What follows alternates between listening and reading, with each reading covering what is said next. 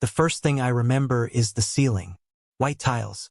A water stain shaped like a boot in the upper left corner. Fluorescent light buzzing at a frequency just low enough that your brain registers it without your conscious mind knowing why you feel sick. I stared at that ceiling for 11 seconds before I understood where I was. Then the pain introduced itself. My name is Arthur Calloway. I'm 31 years old. I'm a structural engineer on offshore drilling platforms, the kind of work where you spend 3 weeks on a steel island in the middle of Cook Inlet, doing load calculations and fatigue analysis on equipment that, if you get it wrong, kills 14 men. I've been doing this work for 6 years. I am not a man who panics. But lying in that hospital bed, with my right femur held together by 4 titanium rods and my left rotator cuff torn down to the bone, I will tell you honestly, I came close. The accident happened on the Glen Highway, mile marker 43, at 6:18 in the morning. Black ice. A Peterbilt semi-truck lost traction on a left-hand curve and crossed the center line doing 52 miles per hour. I was in a company F-250 heading to a site meeting. The impact took my truck and folded it like a beer can. I was in surgery for 7 hours. I was in the ICU for 20 of them after that. When I finally opened my eyes, for real, not the in-between moments where I heard voices but couldn't move, my parents were standing at the foot of my bed. Richard and Margaret Calloway. My father, 63, silver-haired and broad-shouldered, had the posture of a man who had never once questioned his own authority. My mother stood beside him with her arms crossed, wearing the expression she used when she got stuck in airport security lines. My father glanced at his watch within the first 30 seconds. Not at me, at his watch. "You gave us a hell of a scare," he said, in the same tone he used when a flight got delayed. My mother sighed. "Do you know how much they charge for parking here? $7 an hour. It's criminal." I was 20 hours out of a trauma surgery. There was a drain tube coming out of my hip. The nurses had told me later that there were 2 points during the operation where my blood pressure dropped to levels that made the surgical team nervous. My right leg would need 6 months of physical therapy. My shoulder, possibly 9. My father checked his watch again. "I've got a 9 o'clock tea time with Hargrove," he said. "You've got good color. You'll be all right." I didn't say anything. I've learned over the years that silence is the most accurate instrument I own. But there was something I needed. Something that had been sitting in the back of my mind even through the fog of morphine and surgical anesthesia. "Dad," I said. My voice came out rough like I'd swallowed gravel. "Can you go to my apartment and bring me my grandmother's watch? It's in the safe in my closet. You know the combination." The Vacheron Constantine.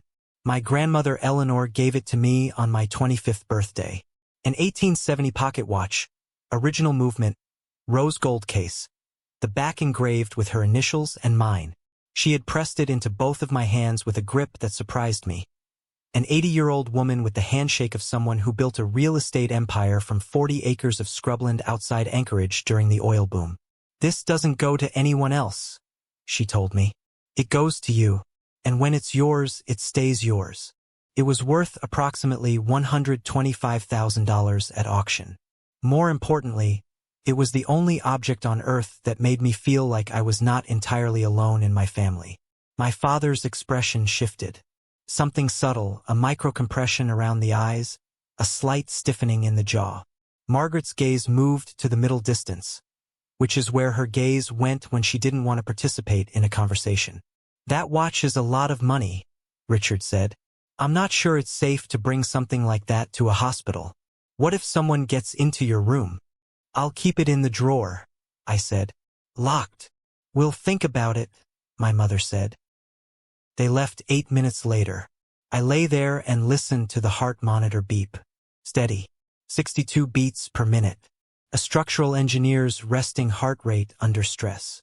I had spent 6 years working on platforms where a single miscalculation, a load stress miscalculated by 4%, a weld integrity misread, a fatigue crack dismissed, could mean catastrophic structural failure. You learn to read the small signs, the microfractures, the things that don't look wrong until you understand what you're actually looking at. My father couldn't meet my eyes when I mentioned the watch.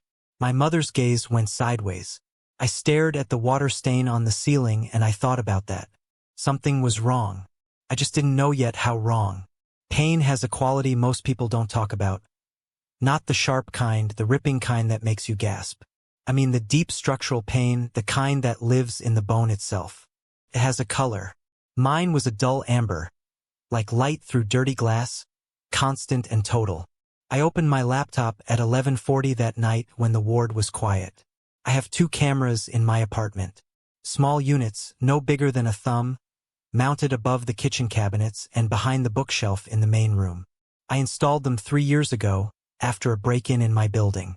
Standard practice for someone who travels 3 weeks out of every month. The footage runs on a 30-day loop to a cloud server. I rewound to 15 days prior. I watched the kitchen camera first. Nothing. Then the main room.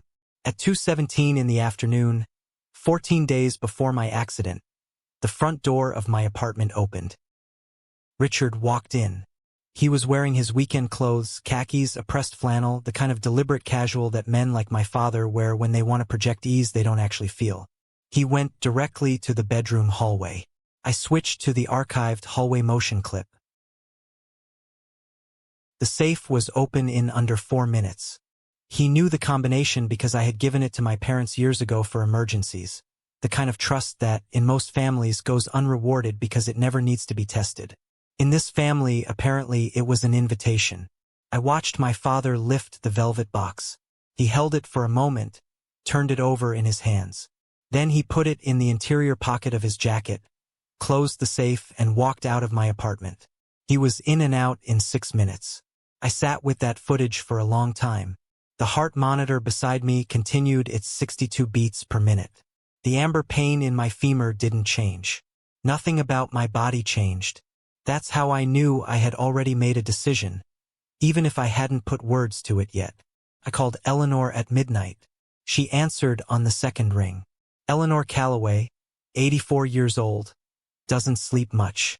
She told me once that sleep felt like wasted time, and she had been treating it that way since 1971 when she first bought land in the Matanuska Valley with $4,200 she had saved working double shifts at a diner.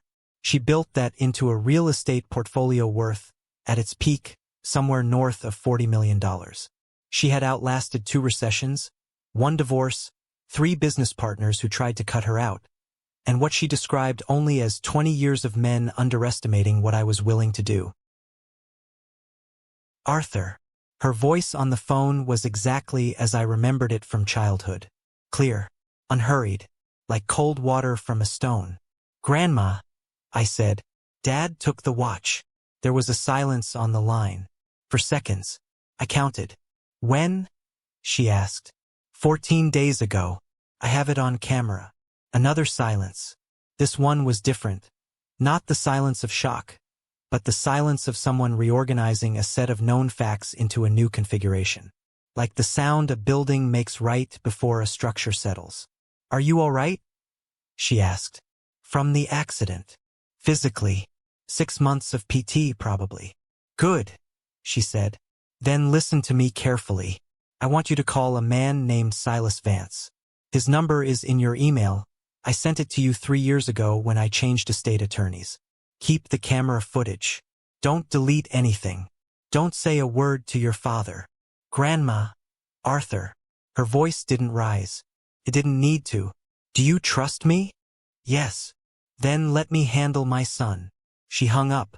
I set the phone down on the blanket and looked at the ceiling again. The next morning, Edward came to visit. Edward is my brother. He's 34, which makes him 3 years older than me and, in practical terms, approximately 3 decades less accountable for his choices. He had launched 4 startups in the past 6 years: a meal prep delivery service, a cryptocurrency consulting firm, an app for sharing hiking trails, and most recently something involving AI-generated real estate listings that I never fully understood. All 4 had failed. All 4 had been financially backstopped, in whole or in part, by our parents. He walked into my hospital room with the posture of a man arriving at a party he'd organized. "Arthur, man." He pulled up the chair without being invited and sat down with his elbows on his knees. "You look terrible." Good morning to you too, Edward. He grinned. Then he reached into his jacket pocket and dropped something on my bedside tray table with a deliberate, theatrical clatter. A car key. Porsche logo. Brand new key fob, the kind that still had the paper sleeve from the dealership. Check it out, he said, leaning back with a grin that used his whole face. Mom and Dad just came into some money. A windfall, Dad said. He made air quotes. Cayenne GTS. 460 horsepower. Bex picked out the color. Midnight blue with cognac interior. He paused to let that land. We're getting married in the spring. Kensington family, Arthur. Old money. The real kind. I looked at the key on the tray. Then I looked at my brother. How much? I asked. $125, he said easily. Cash. Who buys a car cash anymore, right? Only Dad. $125,000. I didn't say anything. I didn't move. You okay? Edward said, studying me with something that might have been the early, uncertain stages of concern. You're doing that thing where you stare. I'm fine, I said. Congratulations on the engagement. He left 20 minutes later, tossing the key up once in the air and catching it. The sound of it, that hollow, plastic-on-plastic click as it hit his palm, stayed in the room after he was gone. $125,000. The exact auction value of a Vacheron Constantin pocket watch, 1870 movement, rose gold case.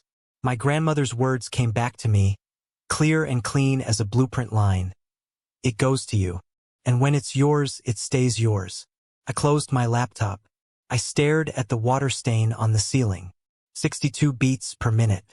For days after Edward's visit, a woman came to my room with a clipboard. She was from the hospital billing department, mid-40s, sensible shoes, the apologetic expression of someone who delivers bad news often enough that they've stopped being surprised by how people receive it. She set a preliminary invoice on my bedside table and waited. I looked at the number, $300,000 and change. Estimated. Subject to revision upward. Mr. Calloway, she said gently, we wanted to give you advance notice before we process the primary insurance claim. Our system is showing the policy as inactive. I looked up from the paper. That's not possible, I said. I have offshore occupational coverage through the company. High-risk rider. It's been active for 4 years. She nodded. She had already known I would say this. The cancellation was processed 3 weeks ago. We reached out to the insurance carrier this morning. They confirmed it. 3 weeks ago. I was on the platform 3 weeks ago. I was in a safety harness 40 feet above the Cook Inlet deck 3 weeks ago. I thanked her. I asked her to give me 24 hours. She left the invoice on the table, and I looked at it for a long time after she was gone. Then I called Marcus Webb. Marcus is my administrative contact at the platform company. A good man who has been doing the same job for 15 years and knows every inch of our insurance documentation.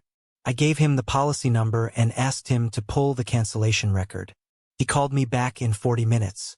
He was quiet for a moment before he spoke, which is how I knew it was bad. Arthur, he said, someone submitted a cancellation request for your policy on November 4th. There's a power of attorney on file, General Durable POA. Looks legitimate. Signed by you. I never signed that. I know, he said. Your signature is on file with us from your initial contract. I put them side by side myself. They're close. Not perfect. Close. Not perfect. My father is not a meticulous man. He is a confident one. There's a difference. Meticulous men double-check their work because they understand the gap between intention and execution. Confident men don't because they've never had to. In my professional life, I have seen more structural failures caused by confidence than by incompetence. The canceled policy had a cash value component, a return of premium rider I had selected because, on a 4-year-old high-value policy, the accumulated cash value runs significant. The cancellation payout on my policy was $47,000. I asked Marcus where it had been sent. He told me, a joint checking account held by Richard and Margaret Calloway. I lay back against my pillow and I did what engineers do when a system failure is confirmed. I stopped being surprised. I started building the map. The watch, $125,000. Gone. Used to buy Edward a car. The insurance cancellation, $47,000. Gone. And I was now staring at $300,000 in medical debt with no coverage. But there was a third number I didn't know yet. The one Marcus's voice had almost reached before he stopped himself. "There's one more thing," he said. "I'm not sure how to say this. Say it straight. Your policy had a secondary beneficiary trust attached to it. A family protection clause. A trust account set up for dependents or future children. The POA was also used to modify the trust beneficiary designation." I waited. The funds were redirected to an account held by Edward James Calloway. I will tell you something about the anatomy of a bad moment. There's the initial impact, that's the part most people remember. But there's also the 2 seconds that come after it, when your brain processes the full structural implication of what you've just heard. Engineers call it progressive collapse. One failure loads stress onto adjacent systems until they begin to fail in sequence. The trust account had been set up specifically for my future children. It was funded over 4 years through automatic contributions. Its current value was $38,000.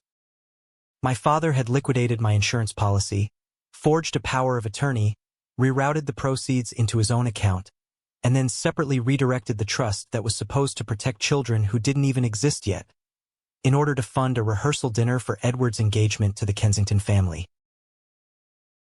I was lying in a hospital bed with a shattered femur and a torn rotator cuff. I had $300,000 in medical debt and no insurance to cover it.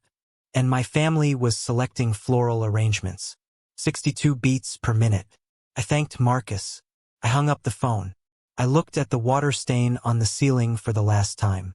I thought about what Eleanor had said. "Let me handle my son." I picked up the phone and called Silas Vance. They released me on a Thursday. The discharge nurse gave me a printout of home care instructions, a prescription for pain management, and a set of aluminum forearm crutches. She walked me through the weight-bearing restrictions with the patient professionalism of someone who knew I wasn't processing half of what she was saying. She was right. I thanked her, signed the paperwork, and stood up for the first time in 9 days. The pain was significant.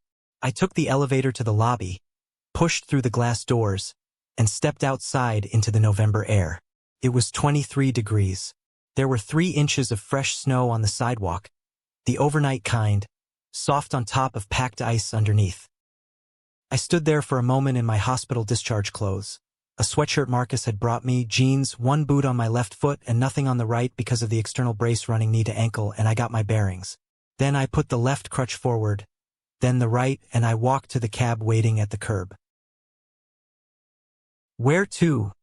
the driver asked. "Pioneer Tower," I said. 15th floor.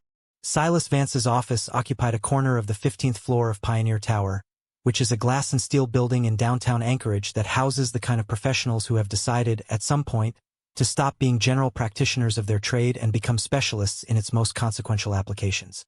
The lobby directory listed Silas as an estate and asset recovery attorney. His receptionist, calm, precise, wearing the expression of someone accustomed to clients arriving in states of controlled crisis, showed me to a conference room without being asked what my appointment was about. He walked in 2 minutes later. Silas Vance was 61 years old and had the build of a man who had once played linebacker and decided that discipline was more interesting than enthusiasm. He wore no tie. He sat down across from me, opened a legal pad, and clicked his pen once. "Arthur Calloway," he said. "Eleanor speaks well of you." "She speaks sparingly of everything," I said. "I'll take it." A brief, dry expression crossed his face. Not quite a smile. "Tell me what happened," he said. "All of it." I told him. I spoke for 40 minutes, starting with the camera footage and ending with Marcus's phone call. I did not editorialize. I presented it in the order it occurred, with the supporting evidence I had for each element. When I finished, he had filled 4 pages of the legal pad and hadn't interrupted me once.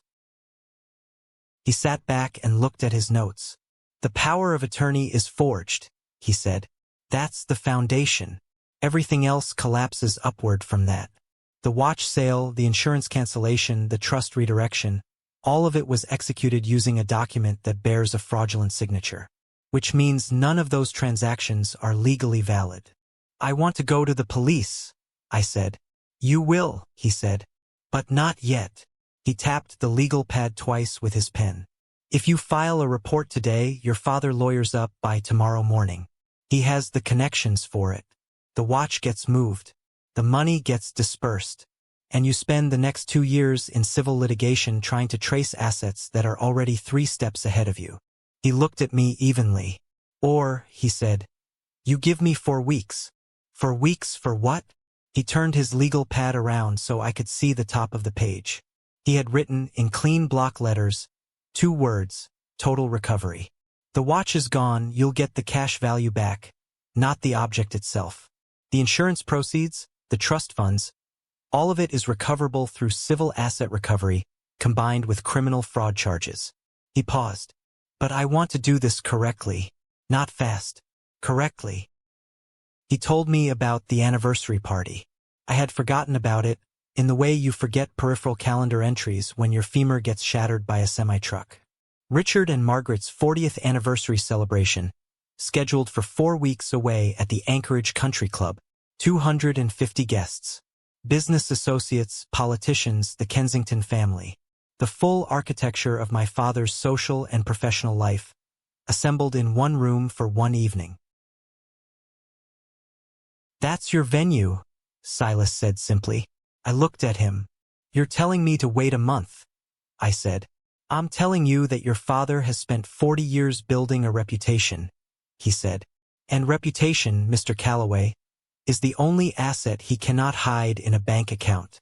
The amber pain in my leg had settled into something that almost felt like neutral. What do you need from me? I asked. Evidence, he said. And patience. I could do both. I had been home for 3 days when they came. I heard the knock at 6:15 in the evening. 2 knocks, authoritative, the kind my father had used my entire life when he wanted to signal that a conversation was not optional. I checked the camera feed on my phone before I answered. Richard, Margaret, standing in the hallway of my building in their good coats. I opened the door. Arthur. My mother stepped in first, carrying a casserole dish covered in foil. She set it on the counter without asking, smoothed the foil, and looked around my apartment with the expression she reserved for inspecting things she intended to find wanting. You should have more light in here. It's depressing. My father came in behind her. He had aged, I noticed, in the way powerful men age when they begin to sense that something has shifted, not dramatically, but at the margins, a tightening around the eyes, a slight overcorrectness in the posture. How's the leg? He said. Getting better, I said. We sat down. My mother poured tea from a thermos she had brought, a detail so precisely calculated to seem maternal that it required planning. I noted it. My father reached into his coat pocket and set a document on my coffee table. It was a bill of sale for the Vacheron Constantine. The transaction date had been written in pen, and I could see, because I was looking for it, the slight irregularity in the ink density where a date had been written over an erasure. The document was backdated by 2 months, placing the sale at a time when I had allegedly authorized it.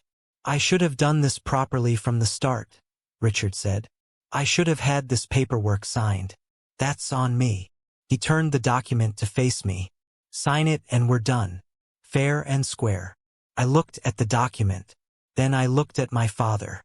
He held my gaze with the confidence of a man who had never once been held accountable by someone who mattered. I was his son.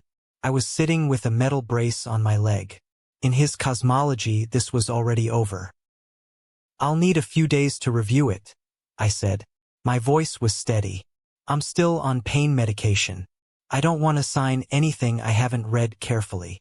Something shifted in his expression, a brief recalculation. Arthur. Dad. I kept my voice quiet, quieter than usual even. My lawyer recommended I have someone review anything I sign while I'm still in recovery. You understand.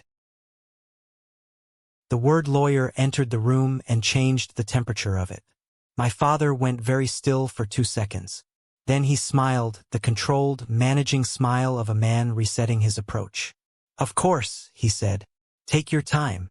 My mother started talking about Edward's rehearsal dinner, the venue, the catering, a salmon dish that the Kensington family's event planner had specifically requested. She talked for 11 minutes. I listened and watched my father's hands, which moved more than usual, which meant he was processing something he hadn't fully solved. Before he stood to leave, he looked at me one more time. "Arthur," he said, and his voice dropped to the register he used when he meant to be remembered. "I have a lot of relationships in this industry. Hargrove sits on the licensing board. Jenkins manages the platform contracts. I'm telling you this because I want you to understand that cooperation is better for everyone." He paused. "Sign the paper. Let this be a family matter." He was threatening to pull my engineering license, to cost me my livelihood. He said it the way men like him always say things like that, wrapped in the language of advice, in the tone of regret. I looked at him. I said nothing for 4 full seconds. "I appreciate that, Dad," I said. "I'll be in touch." They left. I waited until I heard the elevator close. Then I stood up, slowly with the crutch, and walked to the kitchen counter where I had left my phone screen down. I picked it up. The voice memo had been running for 47 minutes. Every word of that conversation, the backdated document, the implied threat about my license, all of it, was sitting on an audio file that was already uploading to Silas Vance's secure server. I photographed the backdated bill of sale from 3 angles and sent those too. Then I sat down because my leg hurt. I looked at the foil-covered casserole my mother had left. I never opened it. I want to be clear about something. I'm not a man who runs on anger. Anger is imprecise. Anger causes you to move when you should be still, to speak when you should be silent, to push on a structure before you've identified where the failure point actually lives. What I was running on was something colder and more durable. Call it consequence. Call it the professional instinct of a man who has spent 6 years calculating what happens when a system is loaded past its rated capacity. Every structure has a threshold. Past that threshold, failure is not a question of if, only when, and how, and whether anyone is in the way. I had identified the failure point in my father's plan on day 1. Richard Calloway was a confident man, not a meticulous one. He had forged a POA because it was the fastest instrument available. He had used it for 3 separate fraudulent transactions without staggering the timeline or creating different paper trails for each. He had walked out of my apartment with an 1870 pocket watch in his jacket pocket and sold it for $125,000 cash. And in the city of Anchorage, Alaska, there are exactly 2 dealers who could facilitate that transaction at that price point without raising questions. One of them was in a strip mall near the airport and dealt primarily in jewelry and estate firearms. His maximum liquidity for a single item was roughly $40,000. The other was a man named Gerald Parr, who operated a luxury antiques dealership on L Street called Parr and Associates, had a client list that included 3 sitting state legislators and 2 prominent commercial developers, and had recently financed the private sale of a 19th-century oil painting for $190,000. I called a colleague who knew the market. Without explaining why, I asked a single question. If someone had a Vacheron Constantine, 1870, in perfect condition, and wanted cash in under a week, where would they go? She didn't hesitate. "Parr," she said. "Only Parr." I started preparing. The physical preparation first. My PT had given me a home exercise protocol, careful range of motion work, graduated weight bearing. I did the exercises twice daily. I also did what he had not prescribed. I practiced walking without the crutch for short stretches. The pain was real and it was notable, and I filed it under acceptable operational parameters, and I kept walking. By day 6, I could manage 30 feet before I needed to stop. By day 9, I could cross my apartment without assistance. By day 12, I could stand without support for 20 minutes. I was not trying to impress anyone. I was building a body that could walk into Parr and Associates and not telegraph weakness. Men like Gerald Parr made instantaneous assessments. I needed to arrive as a man who did not need anything. Not sympathy, not accommodation, not mercy. The psychological preparation was simpler, because I had been doing it my whole life. I thought about the watch. I thought about Eleanor's hands pressing it into mine, the dry warmth of her palms, the precision of her grip, the way she looked at me as if she was transferring something that had weight beyond the physical. I had been 25 years old. I had just gotten the offshore engineering job. I was the first person in my family in 3 generations to do that kind of technical work. "This is yours," she had said. "Not because of what you'll earn, because of what you already are." I had kept it in a velvet box in a locked safe for 6 years. I took it out sometimes on the platforms, during night shifts in winter when the dark pressed in on all sides and the ocean moved under 2 inches of steel. I would open the case and listen to the movement tick. It was the sound of something made to last. My father had taken that sound and exchanged it for a car his other son would neglect, dent, and eventually lose. That thought, that specific thought, was not something I let myself dwell on. But I did not let it go either. I put on my heaviest coat. I checked the voice recorder in the inner pocket, charged, clipped, indicator light solid green. I checked the folded copy of Eleanor's original gift documentation in the outer pocket, notarized, dated, unambiguous. Outside, the snow was coming down in the heavy, deliberate way it does in Anchorage in November, the kind of snow that means business. I pulled on my gloves. I stepped outside. Gerald Parr was about to have a difficult afternoon. And somewhere on the other side of the city, in a house that didn't belong to him, my father was sitting in comfort he hadn't earned, in a life built on ground that was about to give way. He just didn't know it yet. If you've made it this far, drop a comment and tell me. When my father looked me in the eye and threatened my career, what would you have done? Because I made a choice in that moment that changed everything. The second half of this story is where it all comes down. And I promise you, nothing about the ending is what you expect. If the story hit you, hit that subscribe button. There's more where this came from, and the next one is even worse. Parr and Associates occupied the ground floor of a converted brownstone on L Street, the kind of building that announces its own seriousness through restraint. No flashy signage, no window displays stacked with merchandise, just a brushed brass nameplate beside a heavy oak door and, inside, the particular silence of a room where expensive things live. I pushed the door open at 2:15 on a Tuesday afternoon. The interior smelled of lemon oil and old paper. Display cases ran the length of both walls, pocket watches, military medals, estate jewelry, small bronzes. The lighting was warm and deliberate, the kind that makes objects look like they've been waiting specifically for you. Gerald Parr appeared from a back office. He was 60-something, thin, with the careful grooming of a man who understood that his presentation was part of his inventory. He looked at me. The brace on my right leg, the crutch under my left arm, the coat that had seen better seasons, and his expression performed a rapid, mostly invisible calculation. "Can I help you?" he said. Polite, non-committal. The voice of a man who had learned to sound welcoming while deciding whether you were worth his time. "I'm looking for a watch," I said. "Specific one. An 1870 Vacheron Constantin pocket watch. Rose gold case. Original movement." He didn't move, but something behind his eyes did. "I'm afraid I don't discuss individual inventory transactions," he said. "Privacy policy." "Of course," I said. I took 2 steps toward the nearest display case, looked down at a row of antique barometers, and said very casually, "I understand Silas Vance has already been in contact with your office." The name did what names like that always do in rooms like this. Parr's careful composure developed a hairline fracture.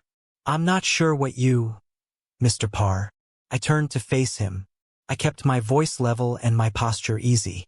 "The FBI's Asset Recovery Division and the Anchorage Economic Crimes Unit are currently preparing a search warrant for business records relating to the fraudulent sale of stolen property.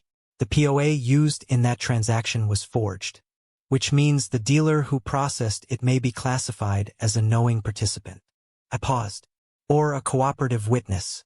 Those are different categories." He was quiet for 7 seconds. "I had no knowledge that the authorization was fraudulent," he said. "I believe you," I said. Which is why I'm here talking to you instead of waiting in Silas Vance's office while he files the paperwork. He looked at me for a long moment. Then he walked to the back office. He returned 3 minutes later with a manila folder. Inside was a copy of the purchase contract, dated, itemized, signed, and beneath it, a copy of the power of attorney.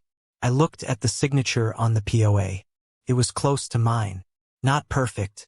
The ink density was wrong on the upstroke of the capital A.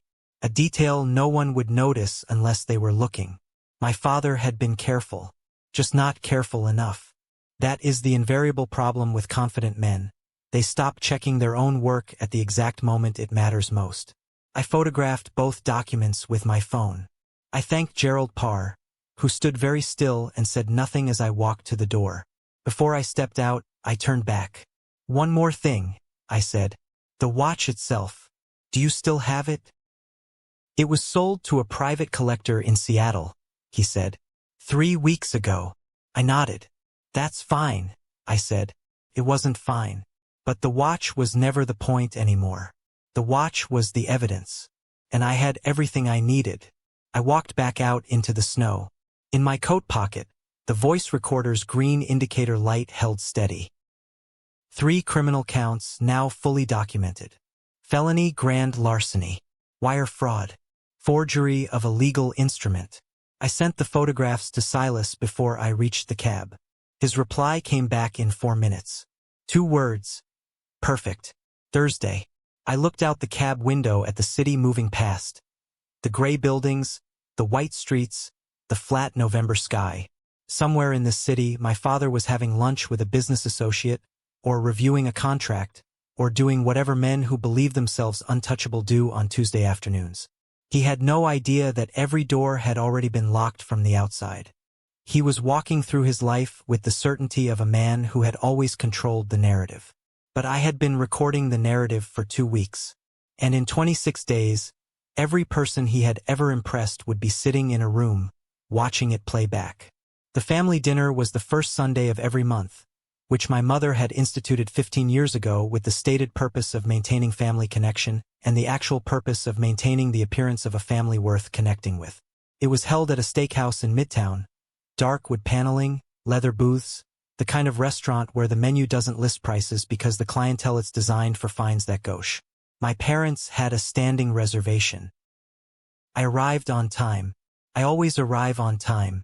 My mother had already ordered the appetizers. She looked up when I came in and said, "Arthur, you're limping," with the tone of someone reporting a minor inconvenience.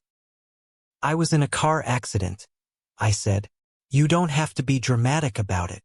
She patted the seat beside her. I sat down. Edward was across the table, sprawled in the booth with the easy ownership of a man in the environment that had always belonged to him. The Porsche key sat on the table beside his bread plate, casually, deliberately, the way trophies get placed.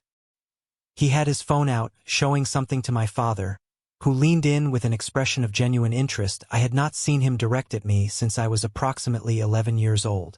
"Arthur." My father nodded at me. "You look better." "I feel better," I said. Margaret launched into the rehearsal dinner. She had the event planner's proposal in her purse and she took it out, smoothed it flat on the table, and began reading from it as though presenting financial projections to a board. The Kensington family's preferences. The imported salmon. A string quartet. A venue deposit of $18,000, which she mentioned without flinching. I ate my salad and I listened and I watched. My father ordered a bottle of wine I recognized from the list, $280. He poured it himself, did not offer me a glass first, and swirled it with the satisfaction of a man who believed he deserved exactly what he had. Under the table, my phone buzzed. I excused myself and walked to the men's room. The encrypted message from Silas was 4 sentences long. I read it twice. Then I stood at the sink with the water running and I looked at myself in the mirror for a moment. What he had found changed the scope of what I had understood to be happening. The forged POA had been used for a 4th transaction that neither Marcus nor I had yet discovered. Richard had accessed the language of the original trust document, the one Eleanor had established years ago, and used the same fraudulent instrument to redirect a separate, larger account. Not the child trust which I already knew about, a different one. An estate planning account Eleanor had set up in my name, designated as a down payment reserve for a primary residence. She had been contributing to it quarterly for 11 years. Its current balance was $91,000. That money was gone, redirected like the rest to the joint account held by my parents. According to the bank's wire records, the funds had cleared 4 days before Edward's rehearsal dinner deposit was made. I turned off the faucet. I dried my hands. I walked back to the table and sat down and picked up my fork. My mother was describing the centerpiece arrangements. White peonies, eucalyptus, something imported from a florist in Portland. My father swirled his wine. Edward showed my father another photo on his phone. I caught a glimpse of the Porsche's interior, cognac leather against midnight blue. And I sat there and I ate my steak and I thought about all of it, the watch, the insurance, the child trust, the housing account, and I did the arithmetic one final time. Total taken, $301,000 in recoverable liquid assets, plus the value of the watch itself, $125,000, plus the fraudulent use of my medical situation to prevent me from having coverage during a surgical emergency. My father paid the bill with a black Amex card. He handed it to the server without looking at the total. The gesture of a man to whom money is not something that runs out. I watched him do it. I thought, you paid for this dinner with money you stole from my future children. I didn't say anything. I said good night in the parking lot. My mother told me to use more moisturizer in the dry season. My father shook my hand, firm, brief, the handshake of a man who considers the gesture a summary of his character. I drove home. I called Silas and told him to add the housing account to the recovery filing. Already in, he said. Thursday is still the timeline? I asked. Thursday at 4:55 p.m., he said. Everything closes at 5. I said good night and hung up. Outside, the temperature had dropped to 15 degrees. The kind of cold that makes the city go quiet. 22 days until the anniversary party. The trap was almost fully set. Eleanor lived 40 minutes outside Anchorage, in a house she had built in 1983 on a ridge overlooking the Matanuska Valley. It was not a large house. She had always said that large houses were for people who needed the square footage to store their insecurities. I drove out on a Wednesday morning, 2 weeks before the anniversary party. She was waiting in the kitchen when I arrived, sitting at the table with a cup of coffee and a legal brief she had been reading. At 84, Eleanor Calloway wore her age like a credential. The lines in her face were the kind you earn by making hard decisions, repeatedly, without flinching. She looked up when I came in and gestured at the chair across from her without a word. I sat down. She poured me coffee without asking. I told her everything. The housing account, the full total, the forged POA, the insurance, the timeline. I presented it in the same order I had presented it to Silas, factual, linear, unembellished. She listened without interrupting. When I finished, she was quiet for a moment. She turned her coffee cup 1/4 turn clockwise, which I had noticed over the years was something she did when she was not surprised by what she was hearing. He took the housing account, she said. It was not a question. Yes. I wondered if he would, she said. That account was the most accessible one. The language in the trust document was straightforward. An opportunist would see it immediately. I looked at her. You knew he might do this, I said. I knew what Richard was capable of, she said carefully. I have known for a long time. I chose to give him the opportunity to demonstrate it clearly, because clearly is the only way these things can be addressed permanently.